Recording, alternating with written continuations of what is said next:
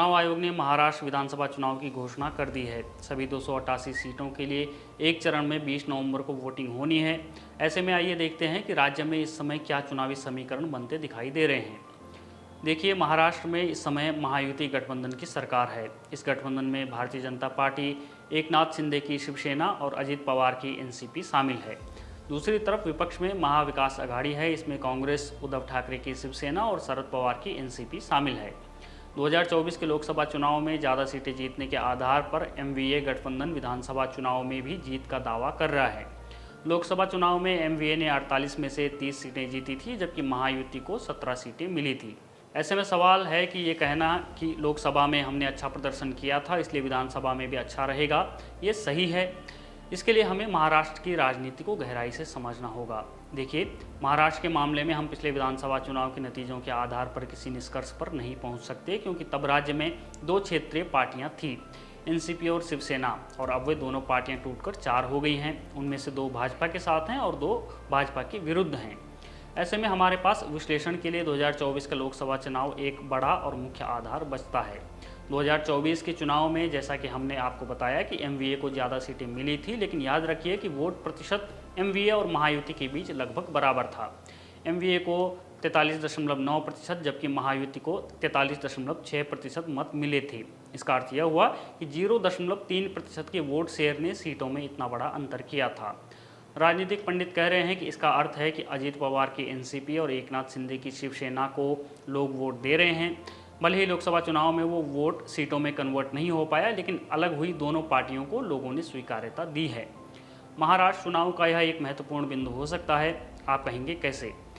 देखिए, एकनाथ शिंदे के धड़े को पुरानी शिवसेना का चिन्ह और नाम मिला है। इसी तरह से अजित पवार के धड़े को पुरानी एनसीपी का नाम और चिन्ह मिला है।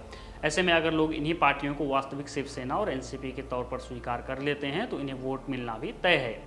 इसके अलावा महाराष्ट्र में महायुति सरकार की जनहितैषी योजनाओं का प्रभाव भी दिखाई दे रहा है। इसमें चर्चित लाडली बहन योजना भी शामिल है। इस योजना के तहत सरकार महिलाओं को 1500 रुपये प्रतिमाह दे रही है। चुनावी नतीजों में इस योजना का प्रभाव भी दिखाई दे सकता है। मध्य प्रदेश में भी हमने देखा था कि कैसे लाडली बहन योजना ने भाजपा की जीत में भूमिका निभाई थी। इसके साथ ही हमें एक बात और समझनी होगी कि 2024 के लोकसभा चुनाव और अब होने जा रहे विधानसभा चुनाव में अंतर है।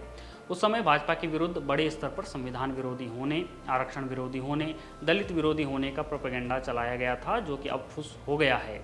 उस समय कांग्रेस ने लोगों को नकद, घर समेत कई लालच देकर वोट लिए थे। कांग्रेस के उन वादों की भी अब हवा निकल गई है।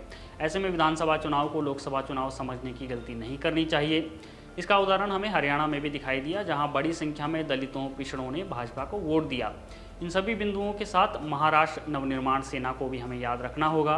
भले ही मन से लोकसभा चुनाव में बड़ा प्रभाव न डालती हो, लेकिन विधानसभा चुनाव में राज ठाकरे की पार्टी का प्रभाव हमेशा रहता है।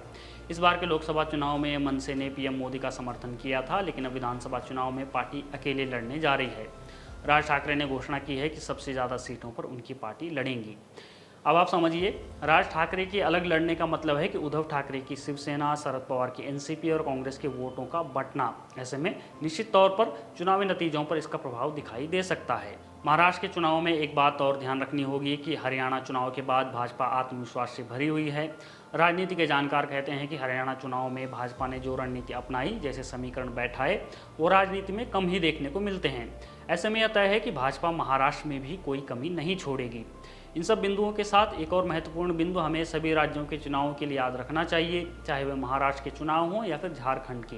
वो यह है कि केंद्र सरकार की योजनाएं गरीब से गरीब लोगों के पास पहुंच रही हैं, उन्हें लाभ पहुंचा रही हैं। लोगों को हर महीने अनाज मिल रहा है, 5 लाख तक का मुफ्त इलाज मिल रहा है, घर में नल से जल मिल रहा है, आवास योजना के तहत आवास मिल रहा है। सरकार से ऐसे लाभ मिलना कोई छोटी बात नहीं है। ये ऐसे लाभ हैं जो आम लोगों के जीवन को पूरी तरह से बदल कर रख देते हैं। याद रखिए कि शायद देश के इतिहास में पहली बार ऐसा हो रहा है कि इतने बड़े स्तर पर लोगों तक योजनाओं के लाभ पहुंच पा रहे हैं। ऐसे में हर राज्य में ऐसे लोगों की बड़ी संख्या है जो केंद्र की योजनाओं से लाभान्वित हो रहे हैं। राजनीतिक पंडित इस वर्ग को लाभार्थी वर्ग कहते हैं। इस लाभार्थी वर्ग ने हरियाणा में भाजपा के पक्ष में वोट किए। ऐसे में कहा जा रहा है कि महाराष्ट्र में भी एक बड़ा वर्ग है जो केंद्र सरकार की योजनाओं को देखकर भाजपा के पक्ष में वोट कर सकता है। निष्कर्ष के तौर पर कहा जा सकता है कि हरियाणा चुनाव से पहले महाराष्ट्र में टाइट फाइट दिखाई दे रही थी, लेकिन अब राज्य में महायुति का पलड़ा भारी दिखाई दे रहा है। महाराष्ट्र विधानसभा चुनाव को लेकर आपका क्या कहना है, हमें कमेंट बॉक्स में ज़रूर बताएं। बने रहिए हमारे साथ, देखते रहिए द पैम्फलेट।